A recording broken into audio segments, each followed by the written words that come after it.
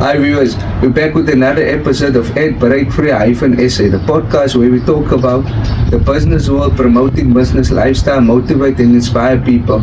Please follow us on YouTube and on Facebook now, so please like and subscribe. And yeah guys, we are with Kaylim, which stands for Hire. And guys, let's talk about this year. Kaylim, tell us more about this year.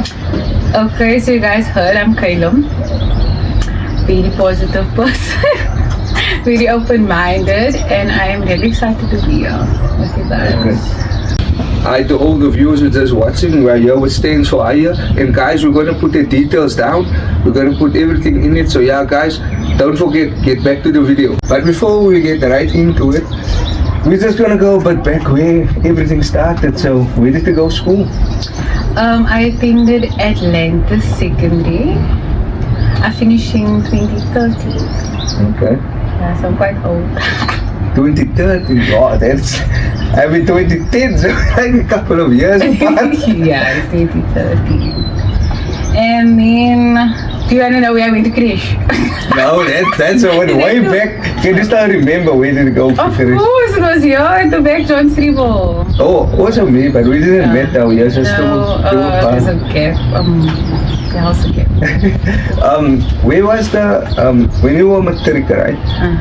Did you decide to study? I was a matric year. Why did you think that time? To be honest with you, I went through it though when it came to school, because you know your parents believe that there is something that you study certain things, and my thing is I wanted to do business. It was always my dream, always my goal.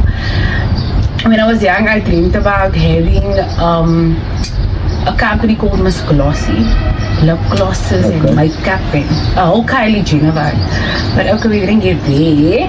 But yeah, so I studied. So the studies didn't go according to plan. But business is a utopia, man. Really. So yeah, so I came up with this. So okay, but you say you did study. It was probably financial reason why you didn't. I studied on school bio, physics, and straight maths. You need to be on a level when you study those things. My level was there till grade 11, and I had to change because it was too much. It wasn't business. So I couldn't. So after school, did you study further? Yes, I went to West Coast in Malmesbury. I studied hospitality, and somehow I almost went eat, man. So making food is like a huge passion, and I had a little business where I was making food at my parents' house in Sherwood Park. So, and it was booming. Yeah. And then the people in the area obviously saw that the business is booming, and they decided to break in. And then But what you say? So, was it like normal subs and space and stuff? Not normal. Atlantis, business places. But it wasn't your regular slap chips and stuff like that. It was prawn roll and chips, and it was like and now it's my listing. I think next time when we come back, she must make us something live while we do the interview. We can do like a kitchen where I prepare a meal and discuss business. Why not? We can do that. That's probably next year. So guys, please look out for that. Oh word. But yeah, so I studied hospitality. It was really nice. I learned so much. And funny enough, in hospitality, there was business. Okay. So I got kinda, I was informed to a certain extent, which made me more interested in business. So to work in the hospitality industry is not for the weak-hearted. So for me, I thought 7. But mense op bezig van die kooi af, wat het hulle gemaakt? No, thank you. And chef stuff and cooking whole time, I was not going to give. The old people will understand that if you stand, they must understand the factory life. So then you get those veins on your legs and stuff. And I was thinking about all of that stuff, but no, I'm not going to. You're not gonna go too deep into Oh, hospitality. thank you. I just made food here, sold it. Had a little bit of a situation with obviously Atlanta is just not like a rich community, so I don't blame them for the theft and breaking and whatever, but it's fine. We move. Yeah. We move. Okay, that is part of, we can't say like unemployment, but then we're gonna go into politics and we don't want to go into that. Yeah. So, how was campus life while you were, the time we were there? Okay, it was baie initial. Like I was very indoorsy. My mommy raised me to only play in the street, won't go out, 8 o'clock must be in, and all of the above. So it was 'n bietjie rammetjie uit nie. Toe by die campus gekom het. Met Maar een freedom gekend. oh, that the change free. was so good. It was so exciting, and now it's in a different area where people don't know Okay. you. So for me personally, it was very nice. I enjoyed it. Sometimes too much. But it was nice. I did occasionally skip classes. But it was a bit of, you know, the some teacher a bit, you know, Too hectic on you. beetje lang praat. Ik ken die week man, jy veel los, sien veel weer môre. Such a vibe. Then at that time, where do you go? You go to go play pool and There was like a parky at the back of the college. There's like a river in Malmesbury. So there's a parky, and then us as girls and stuff, we used to just go sit there, chill there. Awesome. We were thirsty sometimes, you know. So That's a normal campus life. Yes, campus life, yo. But it was fun. So, alright, when you were done with campus and you started now, right, the reality probably kicked in. Now I need to go work now. Yeah. How was that experience? To be honest, if you're somebody that wants to have your own business, working for somebody is so difficult. It's extremely difficult. Not just because you have to take orders and what they expect from you, but there's a lot that goes apart with it. And I just couldn't, I'm not a rule breaker. It's just that I can't see myself working for somebody else. So, and I had a terrible experience for my first job. Okay. Like, it was, You can say it, or you know, is it? I think the viewers like some stuff So like it that. was really bad. Okay, so the company is in Atlanta. So I'm not gonna name names. People that will obviously see this will know what the place I'm talking about. But yeah, it was a terrible experience because I noticed within the factory community, right, that what tends to happen is ek wil vir jou hou wat jy is. Okay. En ek wil hê jy moet, I don't want you to be on my level. So there's a lot of internal warfare Yeah. between and skinner and I couldn't, the scene is not for me. Like people that were supervisors and managers and stuff like that. Like my thing is, you can see I'm educated on a certain level. So give me that opportunity, but it was very difficult for me to keep it. I think it's because but nowadays jobs the supervisor managers think you must like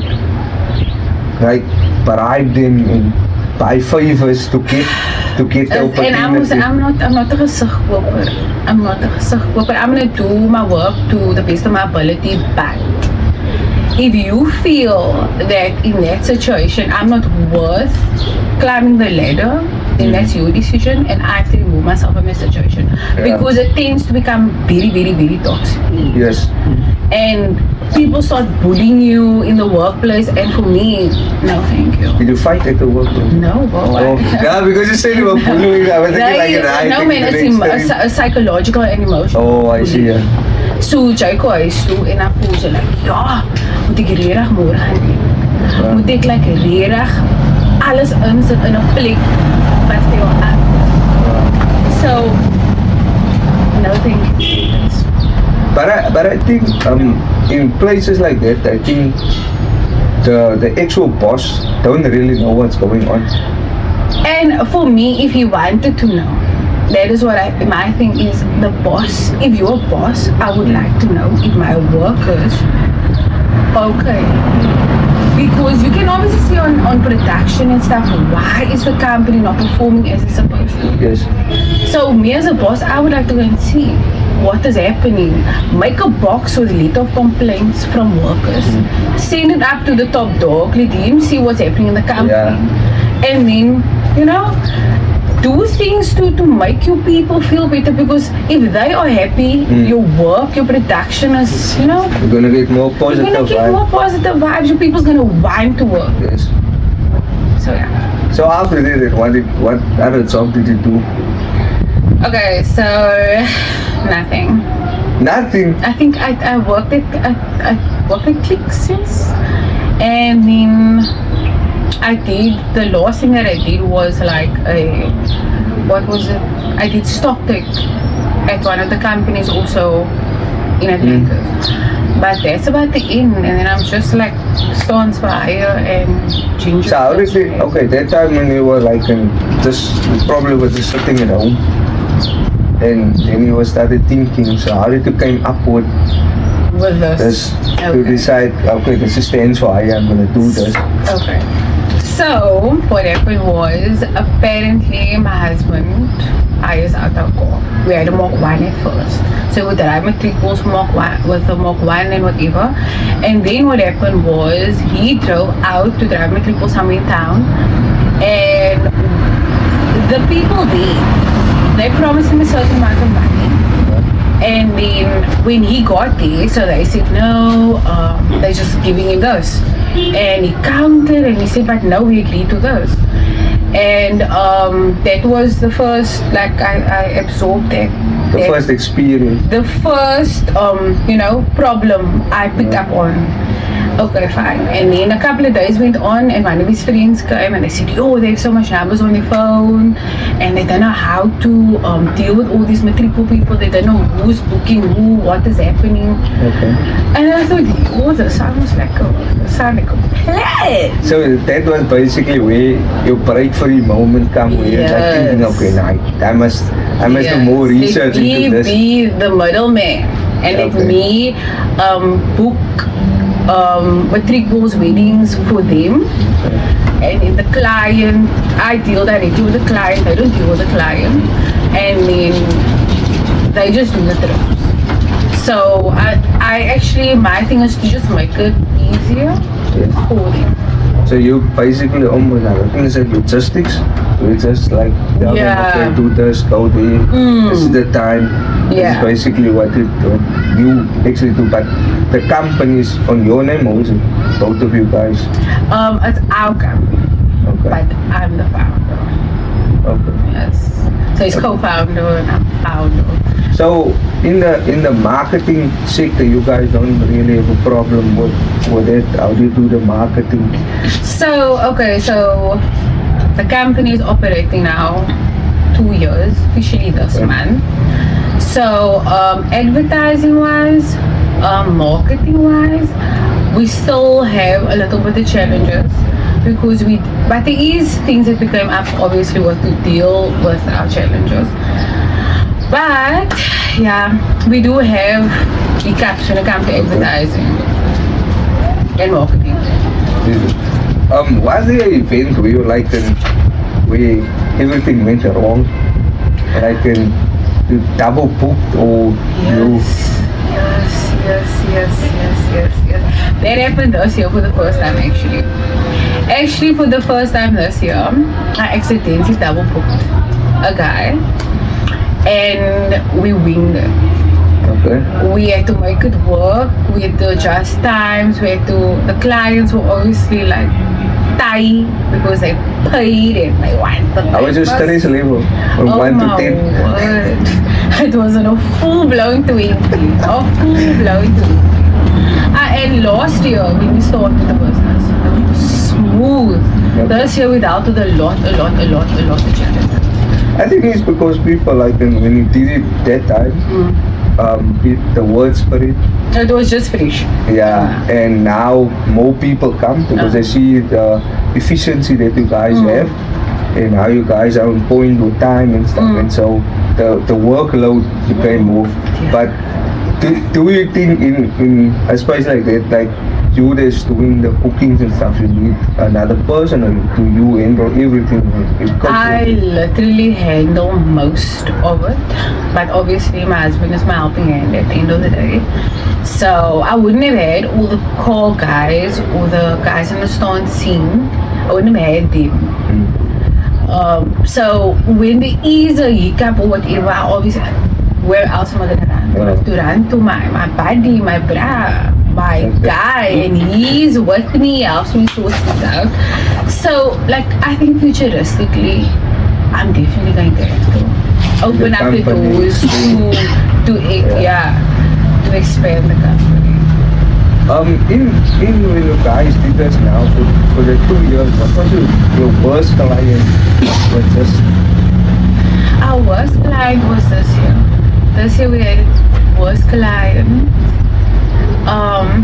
Client was more of conflict, but not including my driver, more the client, and my driver felt a bit unsafe, and then things escalate. But more of that next year. Okay, because we can't go into deep No, we now. keep the juicy for next year. Okay. So you were saying you guys are a couple, and so We're married, you guys are married. So because you do business, and you have your household as well. How does that sometimes in the conflict? Okay, so as it's normal, guys. So it's extremely normal, but what I tend to say is that business is always business. So Okay. despite if we have issues or we're dealing with something marriage-wise, we can't allow it to affect the company. Because I feel a lot of people tend to go into business with emotion. And emotion is a very sensitive thing to have when you're in a company. Like even just having family part of your company, it can cause real stress. You get family is extremely nosy. Maar jy het dan soveel gemaak, maar nou wat kan jy nie vir my iets koop of wat? Jy's in 'n baas. She's just the system that she have But access to yes, numbers. exactly. And that thing to cause a lot of internal conflict. So, ek kan nie maar by jou uitgaan nie van hy wil nie vir my die doen nie, hy wil nie die doen nie, hy wil nie vir my die koop nie, en ek maak jy 'n nuwe phone nie. Stuff like that. So, that's why I say there needs to be a very, very thick line. I'm not going to say fine line, because fine line is too thin. There need to be a thick line between your relationship and your business. Extremely thick. You need to know where's the on buttons and off buttons. And that also helps you to play safe within your relationship as well as within business. So basically what he was saying, let's say if you guys went into office from 9 o'clock to 5 o'clock, that is work. Once you guys leave there, you shut down Or we there. can scale 10 o'clock. We can scale 10 o'clock to 11 o'clock is break. Kom ons beklei gou. Jo, En na die is ons weer is business. Ons is nou klaar gestry, ons smile tot 5 o'clock toe. And we move. okay. Then So- afterwards you continue. Or afterwards we continue. After 5 we go for it again. But you say now that sometimes, like you said, especially that's why I think most people don't want to hire family, even friends, because it's getting too toxic. You can say it's getting too toxic. Especially when they have like sensitive information about the company and you guys are the owner, now you're at a family event, then people is looking at you with weird eyes, or one uncle might just come and say, hey, buy me that, man. They have the money. And no, sorry to interrupt you. You know what? It's sad because at the end of the day when you have a business you want to you don't wanna get people that wanna build themselves alone. But you get people that want to build their family as well and uplift the people within the community. But because there is so much, like I said, emotional baggage that go along with involving close people, and I think people need to change their mindset. Yes. Because I can't grow if you are going to hold me back, and you can't grow if you are going to hold me back as well.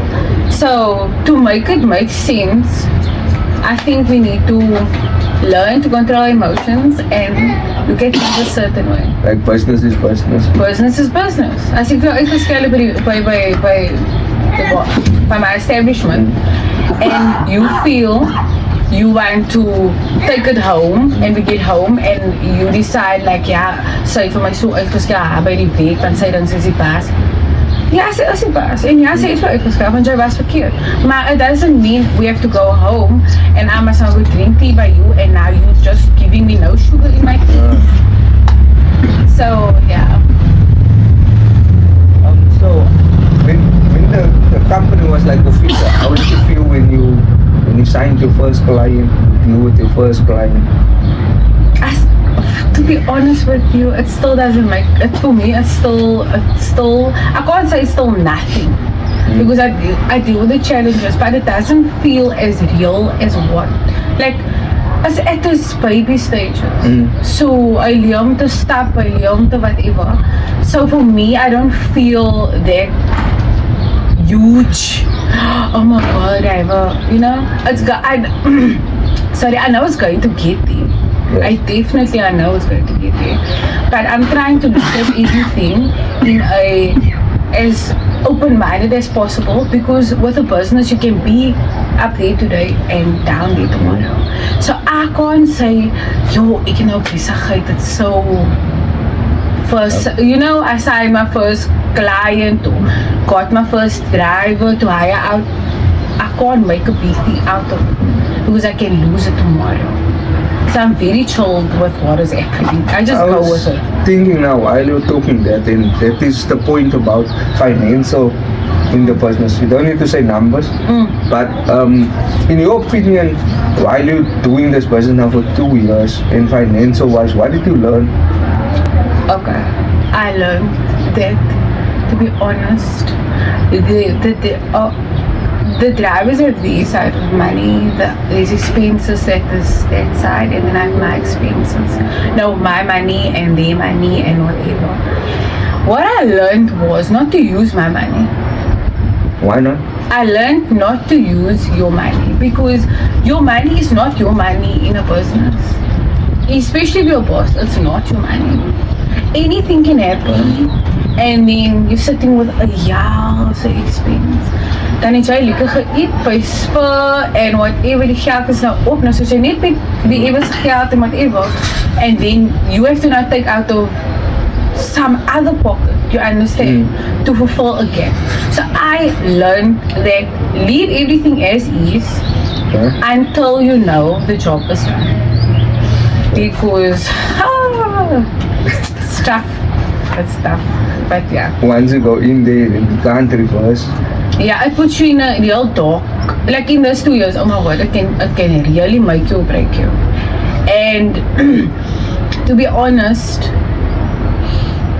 it's difficult to be in charge of your own finances. If you have somebody that's like your financial advisor, like the top dogs, financial advisor, somebody's telling you don't do this, don't do that, don't do this, and they handle your finances, it's nice. But now you're handling your own finances. You somebody decide, ek moet nou my hare gaan doen, ek moet nou die, ek moet nou gou so, it's very tough. You have to be very, very, very disciplined. Yeah, that is that's basically why most starting up companies fail because they get 30,000 and then 15 basically needs to go for some inventory and stuff they need to sort out. But now let's say, I made a step, guys, let's go out, let's enjoy ourselves. And then Monday morning come, I say, I'm going to do this, I must pay the supplier, I must do this. Exactly. So that is a tricky part about business. I see you also doing modeling because I was checking on TikTok and doing some research before I come in. Yeah, I do. I make TikToks. I actually built my TikTok name is Ginger Curves. So it's basically also a brand that I have, a clothing brand. So my clothing brand is like, it fluctuates on and off. But what I learned with regards to the clothing brand business, you need to have a strong capital to make sure your business is also constantly running. This is easy. For me, okay, dealing with the clients and challenges, that's a challenge, but keeping this operational is easy. So, and my brand is based, Ginger Curves is based on me. Okay. So, obviously, you have a lot of ladies that struggle with the curves, that feel like insecure. It's like in time. Okay. I almost said a word that's a little, out of Offensive. Yes. But they don't see the beauty in the imperfections. So what I'm trying to do with the clothing brand is trying to promote that. Okay. And yeah, anything else? No, because you say ginger curve. I know some people. If you look at specifically the body parts, whether you a bit biggies, smallies, some people have a bit insecurity into that, and that's probably where you come in and say, no man, you must still love yourself. Exactly. You must still I will look at the other female and think, oh, she looks so hot, and then she will feel, but she don't feel hot. Because maybe she's slim, her curves is here and there, maybe she has big bust or no bust, dik onderparke, and it's a lot, and for the woman it's a lot. Do you think like media had a role? Because I know back in the day, the models used to be thin like straws. And they still have a role. They still have a role, and it's still needed. Because let's talk about, I'm gonna go to the imperfection part. Okay, at school you can be a model, you thick, you whatever, but is your skin clear enough? Do you have stretch marks? Do you have cellulite? Because at the end of the day, it's fine to be thick, it's fine to be a plus size model, but you may not model with stretch marks, you may not have dimples. So you can be thick, and I don't know how, but jy moet hy golwe uitkap so, like how, that is who we are. But I don't know, social media has a real negative impact on really. Because I see daily you go on TikTok, I think you cover different topics on that specifically, how to embrace women, or how to women to make them a bit positive. Because I look, sometimes I scroll through TikTok and I saw, then I watch a minute or two if I have time. But which is quite positive on your side, and a lot of women needs to do that as well to uplift themselves. Yes, they do. No, you're 100% correct. It's sad, but they do. The other thing is, what motivates you, inspire you to do this? Me. Yes. Me. I motivate and inspire myself. Because the reason I'm saying so is because at the end of the day, it's about how I felt and I'm feeling now. So if we're referring to ginger curves, there's a lot of things I had to face to be where I am today, like confidence-wise, like personal confidence. Like, yeah, I have a chupi, so what? So what with my chupi? Yeah, I have this and that, so what?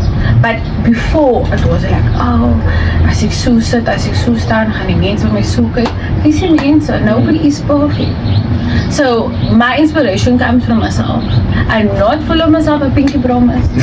But a person goes through the motions, and you just need to learn that if you are going to give in to all those feelings, then you're going to be sad and depressed, and jy gaan nie lekker voel, en jy gaan elke dag opstaan en hartseer lyk, en jy het nie lus vir die lewe. Gaan hardloop op die beach met jou toepies, gaan hardloop. Be that girl, embrace it. Why not? And you say you inspire yourself, but is there specific role models that you probably look up to? Yes. And who is it? First, I started with Nicki Minaj. That was but then I realized that Obama's fake. I wanted to say that. Obama and other stuff is fake, so, and it don't match. Her body is not proportioned as it's supposed to be. And then I thought the Kardashians, or back then I thought, yay, what makes me like, no. Fake. So, at the end of the day, they were the ones to inspire me first. But that's why I say I inspire myself, because at the end of the day, we are real.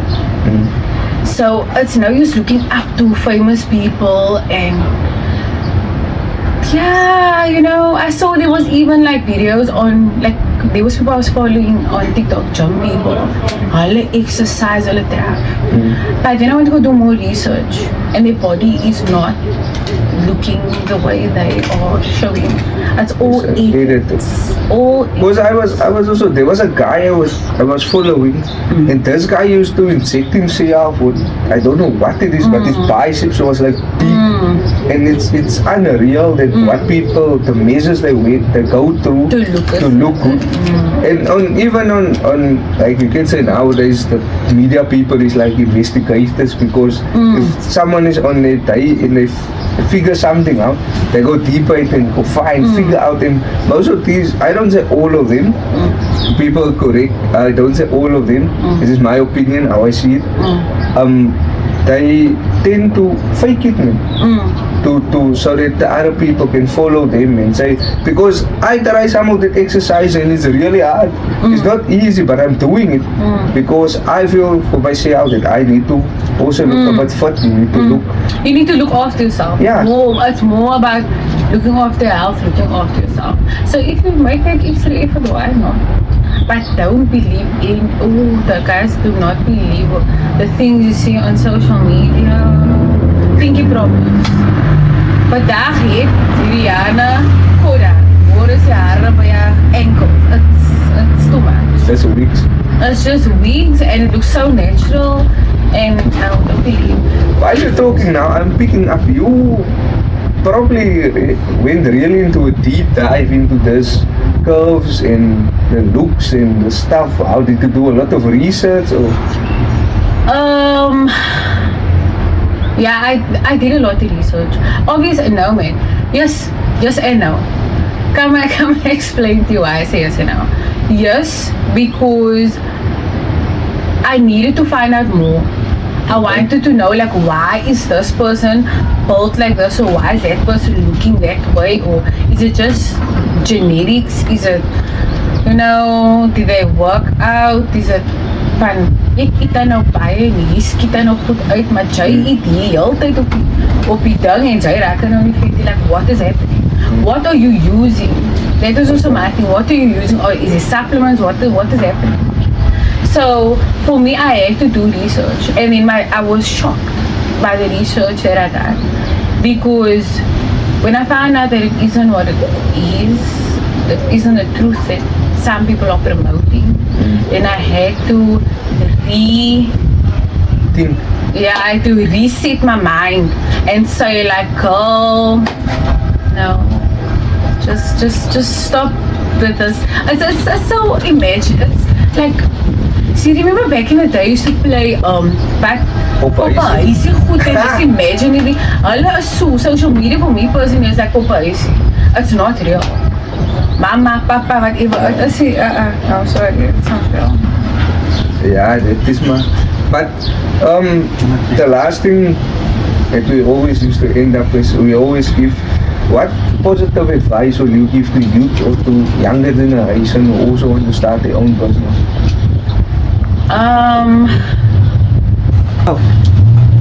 Okay, so my advice, I'm not gonna say it's positive advice, but my advice is that if you feel, you really have to feel deep down in your soul that business is something that you want to do, because you need to have, hulle sê mos hare op jou tande, maar het is nie hare nie, jy moet maak jou hele mond moet vol hare wees.